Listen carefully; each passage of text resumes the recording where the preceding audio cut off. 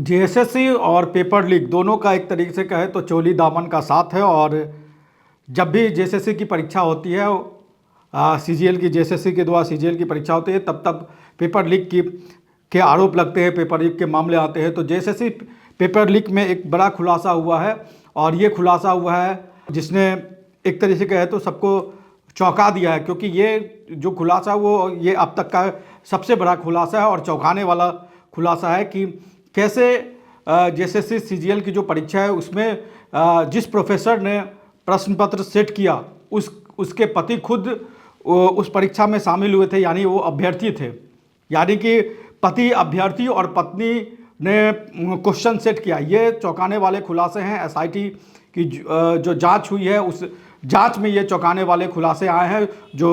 जनवरी 2024 में जो परीक्षा हुई थी सीजीएल की, उस परीक्षा को लेकर एसआईटी का गठन किया था, और एसआईटी ने जो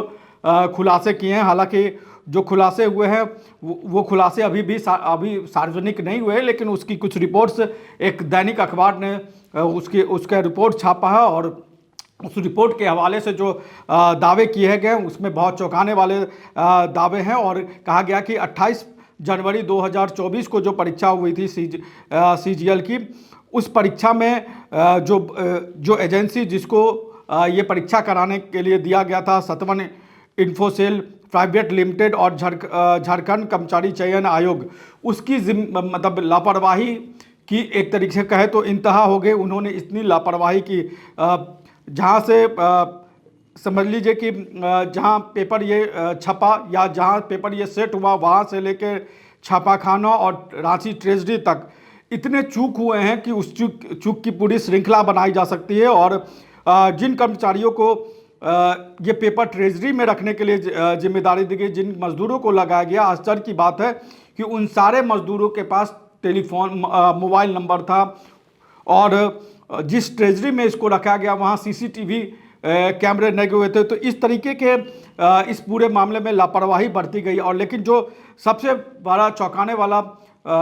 जो खुलासा है, और जिसने एक तरीके से पूरे परीक्षा प्रणाली पर सवाल खड़ा कर दिया, वो है कि कैसे जो है वो सीजीएल की परीक्षा है उसमें जो पेपर सेट किया गया, उस पेपर में कैसे एक प्रोफेसर और उनके पति उस पूरे कह सकते हैं कि पेपर में किस तरीके से शामिल थी। जो खुलासा हुआ है उसके खुलासे के हिसाब से जो चेन्नई और रांची के शिक्षकों ने ये पूरा पेपर जो है वो सेट किया था, और रांची के विमेंस कॉलेज की सहायक प्रोफेसर सविता कुमारी मुंडा ने जो है वो पेपर सेट किया था पंच परगनिया भाषा के लिए। तो उन्होंने अपने पेपर को सेट किया था, और इसी भाषा में जो सविता मुंडा हैं उनके पति एंथोनी मुंडा वो इसी पेपर के अभ्यर्थी थे। और एंथोनी मुंडा ने जो है वो पश्चिमी सिंहभूम के लुपुंग गुटू स्थित संत जेवियर स्कूल में सीजीएल की परीक्षा भी दी थी। हालांकि पेपर लीक होने के बाद वो पेपर रद्द कर दिया गया। लेकिन एक और खुलासा इस पूरे मामले को लेकर हुआ कि जो रांची कॉलेज की जो प्रोफेसर हैं, जिनके बारे में बताया कि रांची कॉलेज की प्रोफेसर ने सविता कुमारी ने रांची विमेंस कॉलेज की सहायक प्रोफेसर सविता कुमारी मुंडा जिन्होंने पेपर सेट किया, और उनके पति जो इस पूरे परीक्षा के खुद ही अभ्यर्थी थे। तो ये चौंकाने वाले एक तरीके से कहे तो चौंकाने वाले खुलासे हैं कि किस तरीके से पति परीक्षा में शामिल होता है, और उसी परीक्षा का प्रश्न पत्र पत्नी बनाती है, और पत्नी प्रश्न पत्र बनाती है, और वो भी पति के लैपटॉप में बनाती है। अपने पति के ही लैपटॉप में बनाया था। और जो तन में इस पूरे मामले के कहे तो जो एक तरीके से तन्मय कुमार दास किंगपिंग माने जाते हैं, वो एजेंसी के क्लाइंट रिलेशनशिप मैनेजर थे। उन्होंने सविता मुंडा से संपर्क किया था और उनको कहा था कि आप क्वेश्चन सेट करिए। उन्होंने कहा कि 2018 में पहली बार 2018 में सविता जो है वो रांची विश्वविद्यालय के विमेंस कॉलेज में 2018 से पढ़ा रही हैं, और उन्होंने जो है तन्मय ने ही सविता मुंडा से संपर्क किया था प्रश्न पत्र को सेट करने को लेकर। और तन्मय ने फ़ोन पर ही इस पूरे जो पेपर जो बनाया गया उसके बारे में कहा गया कि फ़ोन पर मतलब कोई ऐसा एग्रीमेंट नहीं हुआ था, कि कोई ऐसा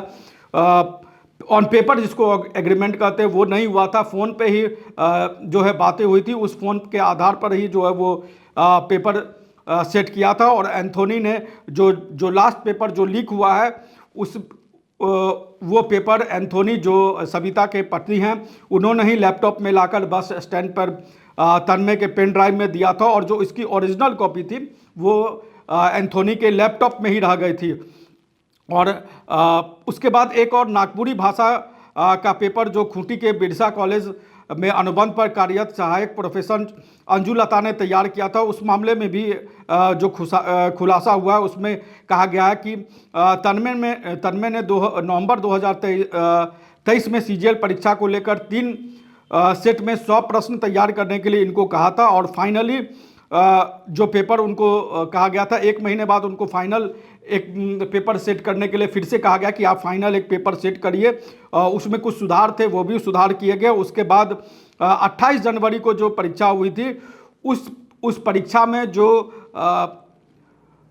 प्रोफेसर अंजुलता ने जो क्वेश्चन तैयार किए थे उसके ज़्यादातर क्वेश्चन उस पेपर में आए थे। तो किस तरीके से तन्मय पूरे जो तन्मय दास हैं इस पूरे मामले के हम कह सकते हैं कि पूरे किंगपिन है, पूरे पेपर लीक के किंगपिन है, और उन्होंने किस तरीके से जो इस मामले को पेपर लीक के मामले पर कह सकते हैं कि सबसे बड़ी लापरवाही उनके तरफ से ही की गई। और सबसे आश्चर्य की बात है कि इस पूरे मामले में किसी तरह का एसओपी नहीं जारी किया गया था। पुलिस ने सतवन इन्फोटेक के नेटवर्क कोऑर्डिनेटर ए अरविंद से पेपर की छपाई के दौरान सीसीटीवीज उनसे मांगा, तो उन्होंने कहा कि सिर्फ डीवीआर में केवल 15 दिन का फुटेज रहता है। उस समय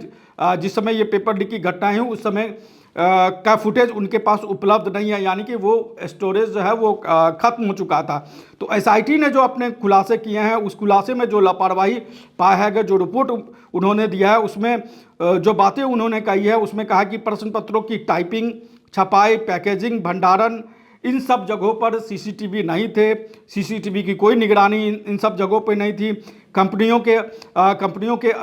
के जो अधिकारी थे, जो एजेंसी करा रही थी परीक्षा, उसने साक्ष्य नष्ट किए, इसलिए उन पर आपराधिक मुकदमे दर्ज होने चाहिए। तो सीजीएल की जो पेपर लीक जनवरी में हुई थी उसको लेकर एसआईटी ने जो खुलासे किए हैं वो खुलासे बहुत ही चौंकाने वाले हैं, और उनमें कई बिंदु ऐसे हैं जिनको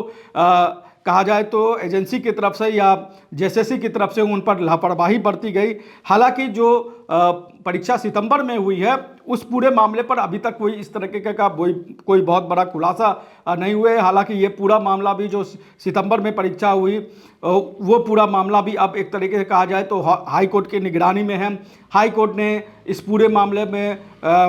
फाइनल रिजल्ट जारी करने पर रोक लगा दी है, और हाई कोर्ट ने कहा है कि जब 28 जनवरी को इस मामले पर सुनवाई होगी उस दौरान कहा है कि जो पुलिस इस पूरे मामले में एफआईआर दर्ज करके अनुसंधान करे और उस अनुसंधान की रिपोर्ट जो है वो हाई कोर्ट को सौंपे। तब तक हाई कोर्ट ने इसके रिजल्ट सार्वजनिक करने से मना कर दिया है। हालांकि जो डॉक्यूमेंट्स वेरिफिकेशन का काम था वो डॉक्यूमेंट्स वेरिफिकेशन का काम जो सितंबर महीने में सीजीएल की परीक्षा हुई उसका पूरा हो चुका है। 20 सितंबर को आखिरी जो है वो 20 दिसंबर को जो है इसको लेकर जो डॉक्यूमेंट्स वेरिफिकेशन भी कर लिया गया। लेकिन जो सितंबर महीना में परीक्षा हुई है उसमें किस तरह की लापरवाही हुई, किस तरह के खुलासे हुए हैं ये अभी तक सामने नहीं आई है, या वाकई में इस परीक्षा में जो सितंबर महीने में परीक्षा हुई उसमें किसी तरह के पेपर लीक की बातें, पेपर लीक के सबूत नहीं आए हैं। ये भी अभी देखने उसका अभी इंतज़ार करना पड़ेगा, क्योंकि इस पूरे मामले में पुलिस अनुसंधान अभी जारी है, और 28 जनवरी को जब हाई कोर्ट इस पूरे मामले पर सुनवाई करेगी तब पता चल पाएगा। लेकिन जो जनवरी में परीक्षा हुई थी 28 जनवरी को उस परीक्षा में किस तरीके की लापरवाही बरती गई ये खुलासा इस एसआईटी रिपोर्ट से सामने आया है, और ये बताता है कि किस तरीके से जेएसएससी सीजीएल की परीक्षा के दौरान किस तरह की लापरवाही बरती गई जो जनवरी महीने में हुई।